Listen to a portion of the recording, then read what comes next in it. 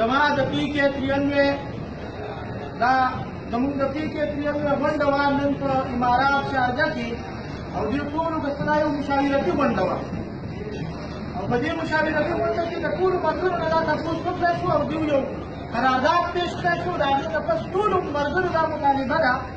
چې یاره د پی کې 93 دا کومه سیټ چې دی نو دا د راجا امیر زمان له ورکړی شي دلته چې را څومره خلک راغلي دي دا یوازې نه دي د دوی شاته 900 کسان دي دا کفیلان دي د خپل دغه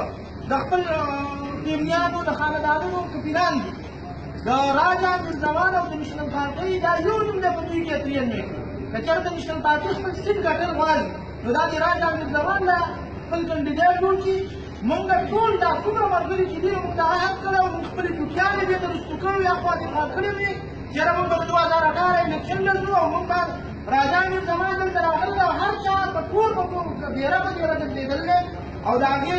هر یو سړي سره دا خبره کړې چې یاره ته خپله ټوټې وروسته که په 2018 کې راشه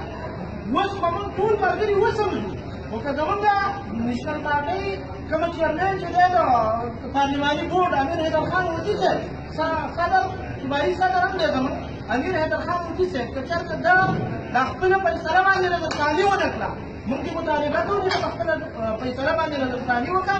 که چېرته ده نظرثاني ونه کړه او دا خپل کینډیډیټ راجا امیر زمان ونه ګرځاو نو موږ به بیا ځو پاکستان ته د دې ووټ لپاره به د دغې محمد زیب ملک خلاف به ځو او موږ به د هغه خلاف ووټ ورکوو موږ به د هغه خلاف